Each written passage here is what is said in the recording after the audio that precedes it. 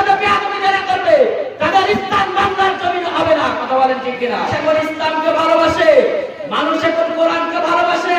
এদেশের মানুষ আর চায় না অন্য কোন মানুষ ক্ষমতায় আসুক, এদেশের মানুষ চায় এই কোরআন ক্ষমতায় আসুক। কথা বলেন ঠিক কিনা?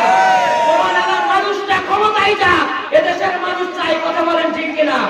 এদেশের পার্লামেন্টে কোরআন দিয়ে সংবিধান চলবে। কথা বলেন ঠিক কিনা?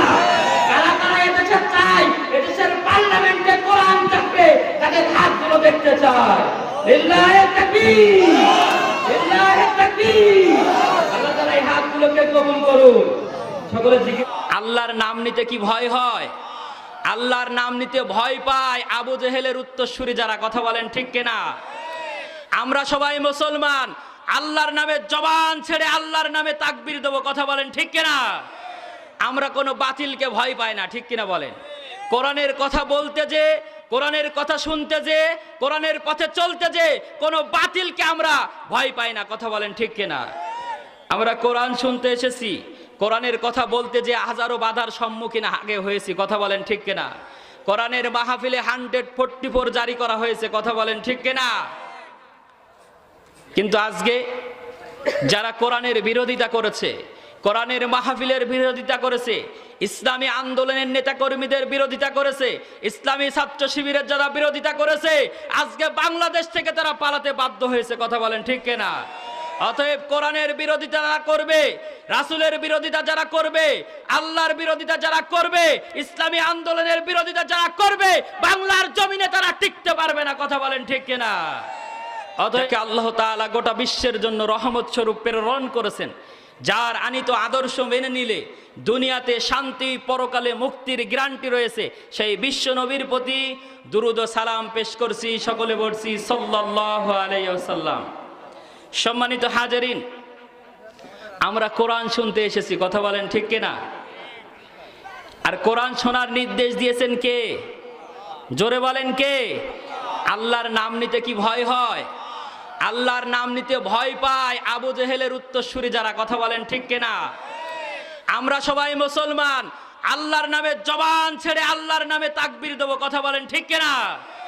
আমরা কোনো বাতিলকে ভয় পাই না, ঠিক কিনা বলেন? কোরআনের কথা বলতে যে, কোরআনের কথা শুনতে যে, কোরআনের পথে চলতে যে কোনো বাতিলকে আমরা ভয় পাই না। কথা বলেন ঠিক কিনা? আমরা কোরআন শুনতে এসেছি, কোরআনের কথা বলতে যে হাজারো বাধার সম্মুখীন আগে হয়েছি। কথা বলেন ঠিক কিনা? কোরআনের মাহফিলে 144 জারি করা হয়েছে। কথা বলেন ঠিক কিনা? কিন্তু আজকে যারা কোরআনের বিরোধিতা করেছে, কোরআনের মাহফিলের বিরোধিতা করেছে, ইসলামী আন্দোলনের নেতা কর্মীদের বিরোধিতা করেছে, ইসলামী ছাত্র শিবিরের যারা বিরোধিতা করেছে, আজকে বাংলাদেশ থেকে তারা পালাতে বাধ্য হয়েছে। কথা বলেন ঠিক কিনা? অতএব কোরআনের বিরোধিতা যারা করবে, রাসূলের বিরোধিতা যারা করবে, আল্লাহর বিরোধিতা যারা করবে, ইসলামী আন্দোলনের বিরোধিতা যারা করবে, বাংলার জমিনে তারা টিকতে পারবে না। কথা বলেন ঠিক কিনা? অতএব ভয় পাওয়ার কোনো কারণ নেই। আমরা সবাই রাসূল চেনা, ঠিক কিনা বলেন? এ দুনিয়ার বুলেট বোমাকে আমরা ভয় পাই না। অতএব কোরআনের কথা শুনে মন খারাপ করা যাবে? রাগ করা যাবে? যদি জান্নাতে যেতে হয় কোরআনের কথা মানা লাগবে কি লাগবে না? সম্মানিত হাজারিন, এজন্য কোরআনের মাহফিল থেকে কিছু শিক্ষা আমাদের অর্জন করে যেতে হবে।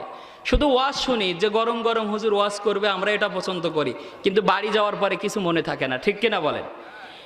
কিছু শিখে যেতে হবে, নিজের জীবনটাকে পরিবর্তন করার চেষ্টা করতে হবে। শুধু গরম ওয়াজ শুনলেই হবে না, প্র্যাকটিক্যাল লাইফে কোরআনের কথাগুলো মানতে হবে। কথা বলেন ঠিক কিনা? সম্মানিত হাজারিন, কোরআনের মাহফিলে 3 শ্রেণীর মানুষ কোরআনের কথা শুনতে আসে, ঠিক কিনা বলেন? সম্মানিত হাজারিন, বিশ্বাস করবেন না, এরা কিন্তু মুমিন নয়। কথা বলেন ঠিক কিনা? কেন এরা মুমিন নয়? আল্লাহ রাব্বুল আলামিন সেই ঘোষণা দিচ্ছেন সূরাতুল বাকারার 14 নম্বর আয়াতে। আল্লাহ রাব্বুল আলামিন বলেন, ওয়া ইযা লাকুল্লাযীনা আমানু ক্বালু আমান্না। হে নবী, এই মানুষগুলো, এই মুনাফিক মার্কা মানুষরা যখন আপনার কাছে আসে, আপনাদের সাথে মিলিত হয়, তখন বলে আমরা ঈমান এনেছি, আপনাদের সাথে আছি। আবার যখন ওয়াইদা ক্বালাউ ইলা শায়াতিনিহিম ক্বালু ইন্নামা নাহনু মুস্তাহজিউন, হে নবীরা যখন এদের দলের সাথে মিলিত হয় তখন তারা বলে আমরা তো তোমাদের সাথেই আছি, আমরা মুমিনদের সাথে ঠাট্টা বিদ্রূপ করতাম, মুমিনদের গোপন কথা জেনে প্রকাশ করার জন্য। কথা বলেন ঠিক কিনা?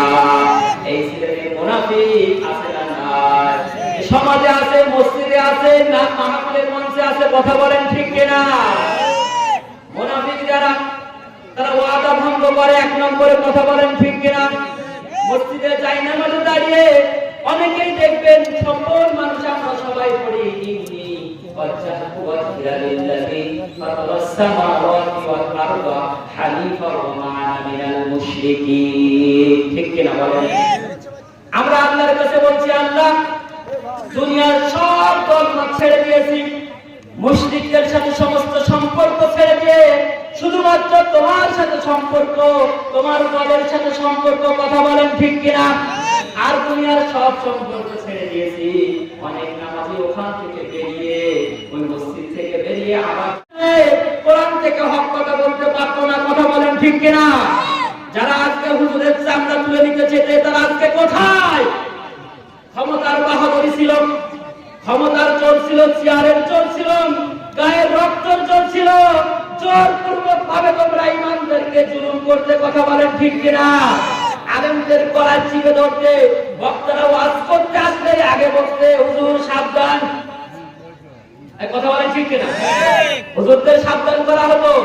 আজকে কোথায়? আসো সাবধান করতে।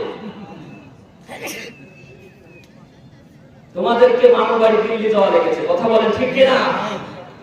তোমরা কোরআনের সাথে বেয়াদবি করেছো, আলেমদের সাথে বেয়াদবি করেছো, রাসূলের সাথে বেয়াদবি করেছো। তোমরা আল্লাহর সাথে বেয়াদবি করার কারণে আল্লাহ তাআলা তোমাদেরকে বেইজ্জতি করে এই দেশ থেকে তাড়িয়ে দিয়েছে। কথা বলেন ঠিক কিনা? কোরআনের সাথে যারা বেয়াদবি করবে, রাসূলের সাথে যারা বেয়াদবি করবে, ইসলামী আন্দোলনের নেতা কর্মীদের সাথে বেয়াদবি যারা করবে, তাদের ইসলাম বাংলার জমিন হবে না। কথা বলেন ঠিক কিনা? কি মনে করেছে দেশের মানুষ? সুযোগ পাইলে এদেশের মানুষকে তোমরা জুলুম করেছো, নির্যাতন করেছো, অত্যাচার করেছো। মনে করেছো ইসলামের আলো তোমরা জ্বালাতে দিবে না, ইসলামী আন্দোলনের নেতা কর্মীদেরকে ফাঁসি দিবে মেরে তোমরা মনে করেছো এদেশে ইসলামের আলো জ্বালাতে দিবে না। কিন্তু দেখো দেশের পরিস্থিতি এমন হয়ে দাঁড়িয়েছে, ঘরে ঘরে ইসলামী আন্দোলনের কর্মী তৈরি হয়েছে। কথা বলে ঠিক কিনা? মানুষ এখন ইসলামকে ভালোবাসে, মানুষ এখন কোরআনকে ভালোবাসে। এদেশের মানুষ আর চায় না অন্য কোন মানুষ ক্ষমতায় আসুক, এদেশের মানুষ চায় এই কোরআন ক্ষমতায় আসুক। কথা বলেন ঠিক কিনা? কোরআনের মানুষটা ক্ষমতায় যাক, এদেশের মানুষ চায়। কথা বলেন ঠিক কিনা? এদেশের পার্লামেন্টে কোরআনের দিয়ে সংবিধান চলবে। কথা বলেন ঠিক কিনা? কারা কারা এদেশে চায় এদেশের পার্লামেন্টে কোরআন থাকবে, তাদের হাতগুলো দেখতে চায়। লিল্লাহি তাকবীর, লিল্লাহি তাকবীর। আল্লাহ তাআলা এই হাতগুলোকে কবুল করুন। সকলে জিকির করুন, লা ইলাহা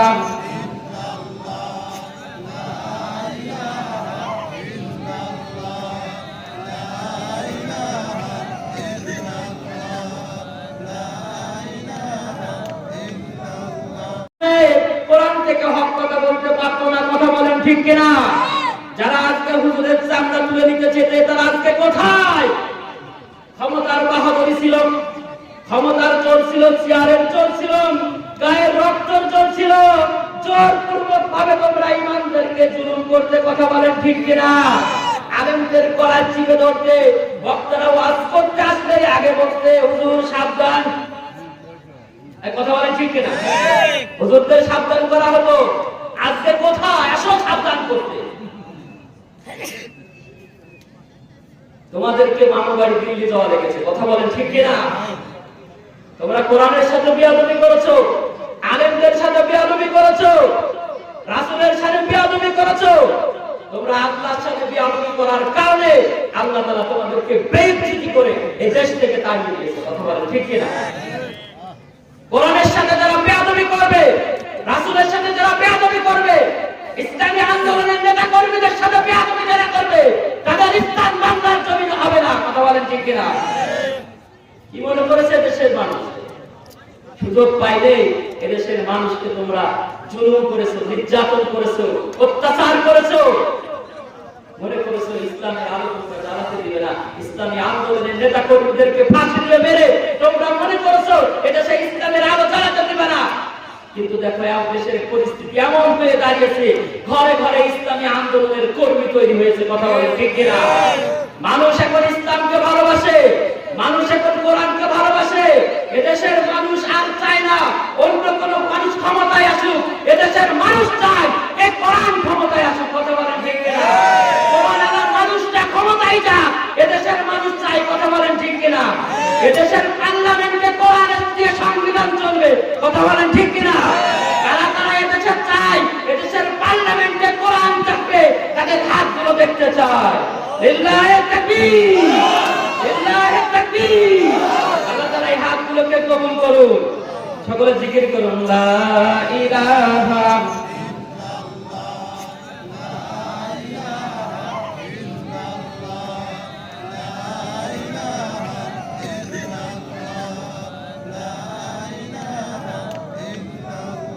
এগিয়ে আসে, ফাঁকা জায়গাগুলো পূরণ করে এগিয়ে গেছে। আমরা সবাই এগিয়ে গেছি, জিকির করেন লা ইলাহা,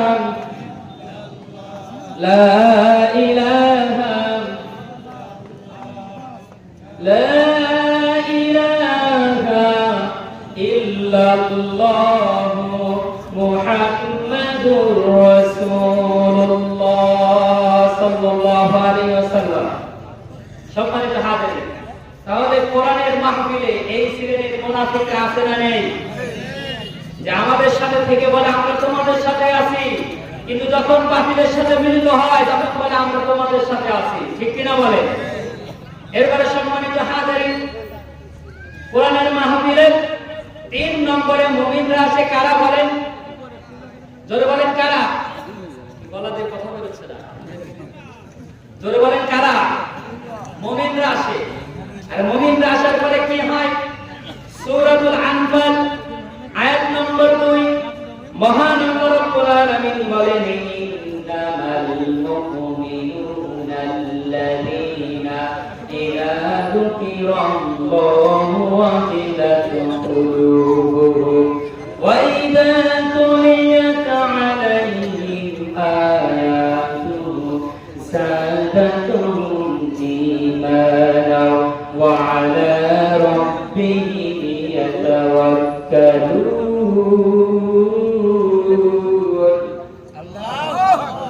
আল্লাহ রাব্বুল আলামিন বলেন মুমিনরা যখন কোরআন শুনবে, ইন্নামাল মুমিনুনা আল্লাযীনা ইযা যুকিরাল্লাহু ওয়াজিলাত কুলুবুহুম, কোরআন শোনার সাথে সাথে মুমিনদের অন্তর কেঁপে উঠবে। ঠিক কিনা বলেন? কোরআন শুনলে মুমিনদের পরিবর্তন হবে। কোরআন শোনার সাথে সাথে মুমিনদের বড় উপকার হবে। আল্লাহ রাব্বুল আলামিন বলেন ওয়া যাক্কির ফা ইন্নায যিকরা তানফাউল মুমিনিন। আল্লাহ রাব্বুল আলামিন বলেন হে নবী, আপনি যখন মানুষের সামনে কথা বলবেন, আমার বান্দাদের সামনে কথা বলবেন, তখন কোরআন দিয়ে কথা বলবেন। কি দিয়ে বলেন? কারণ কোরআন দিয়ে কথা বললে মুমিনদের উপকার হবে। এ কথা কে বলছেন? অর্থাৎ কোরআনের কথা শুনলে উপকার হবে, কোরআনের কথা শুনলে মুমিনদের ঈমান বৃদ্ধি হবে। কথা বলেন ঠিক কিনা? তখন মুমিনরা দুনিয়ার কারো উপরে ভরসা করবে না, কেবলমাত্র একমাত্র ভরসা করবে কার প্রতি? জোরে বলেন কার প্রতি? আর কোরআন শুনলে মানুষের হিদায়াত হবে, মুমিনদের হিদায়াত হবে। সূরাতুল জুমার আয়াত নম্বর 18 আল্লাহ রাব্বুল আলামিন বলেন আল্লাযীনা ইসতামিউনাল কওলা ফায়াত্তাবিউনা আহসানাহু উলাইকাল্লাযীনা হাদাহুমুল্লাহ। জোরে বলেন আল্লাহু আকবার। আল্লাহ রাব্বুল আলামিন বলেন মুমিনরা যখন কোরআন শুনবে আর কোরআন শোনার পরে মানার নিয়ত করে বাস্তব জীবনে যখন মানা শুরু করবে, আমি আল্লাহ তাদেরকে হিদায়াত দিয়ে দেব। জোরে বলেন সুবহানাল্লাহ। তাহলে কোরআন শুনলে হিদায়াত হবে। ঠিক কিনা বলেন? কোরআন শুনলে মুমিনের উপকার হবে।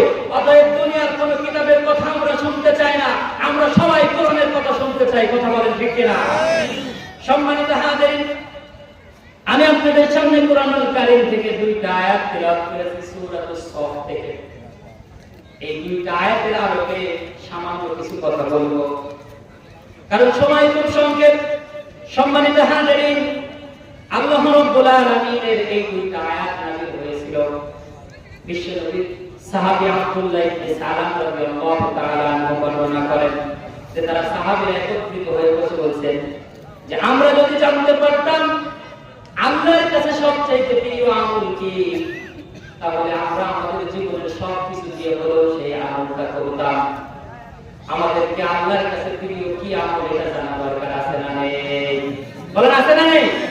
কারণ আমরাও চাই আল্লাহর কাছে প্রিয় আমল কি, সেই আমল করে জান্নাতে যেতে, কথা বলেন ঠিক কিনা? আমরা অনেকেই মনে করি শুধু নামাজ রোজা দিয়ে যাকাত দিয়ে আমরা জান্নাতে চলে যাব, কিন্তু আল্লাহর কাছে প্রিয় আমল কি সেটা না জেনে আমরা জান্নাতে যাওয়ার চিন্তা করেছি, কথা বলেন ঠিক কিনা? এজন্য আমাদেরকে জানতে হবে আল্লাহর কাছে সবচেয়ে প্রিয় আমল কি। সাহাবীরা যখন চিন্তা করলো, সাহাবীদের কথা আল্লাহ রাব্বুল আলামিন বিশ্বনবীকে জানিয়ে দিলেন, বলেন সুবহানাল্লাহ। সাহাবীরা চিন্তা করলো আমরা বিশ্বনবীর কাছে এখন যে বলবো আল্লাহর কাছে সবচেয়ে প্রিয় আমল কি, আপনি আমাদেরকে জানিয়ে দিন। বিশ্বনবী মুহাম্মদ রাসূলুল্লাহ সাল্লাল্লাহু আলাইহি সাল্লামকে আল্লাহ জানিয়ে দিয়েছেন আগে, আপনার সাহাবীরা জানতে চায় আমি আল্লাহর কাছে সবচেয়ে পছন্দনীয় আমল কি। তখন আল্লাহ রাব্বুল আলামিন সূরা সফ নাযিল করলেন, সূরা সফ নাযিল করে জানিয়ে দিলেন আল্লাহর কাছে সবচেয়ে উত্তম আমল কি। এবার আল্লাহ রাব্বুল আলামিনের সেই কথাগুলো বিশ্বনবী মুহাম্মদুর রাসূলুল্লাহ সাল্লাল্লাহু আলাইহি ওয়াসাল্লাম সাহাবীদেরকে ডেকে বলছেন, আল্লাহ রাব্বুল আলামিন বলেন, ইয়া আইয়ুহাল্লাযীনা আমানু হাল আদুল্লুকুম আলা তিজারাতিন তুনজিকুম মিন আযাবিন আলীম।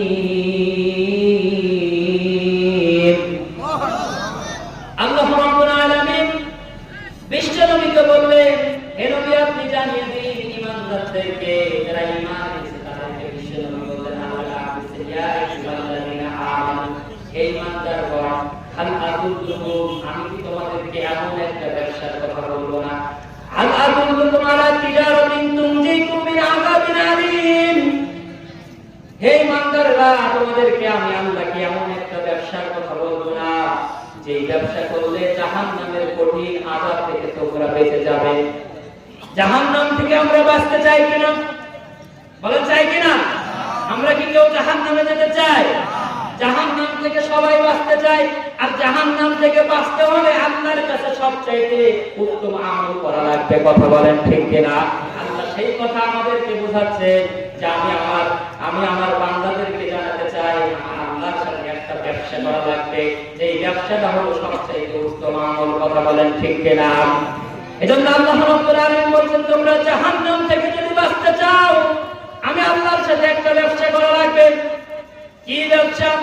আল্লাহ রাব্বুল আলামিন এবার বলেন তুমিনুনা বিল্লাহি ওয়া রাসূলিহি, ঈমান কি করব বলে জোরে বলেন কি করতে হবে? ঈমান আনো।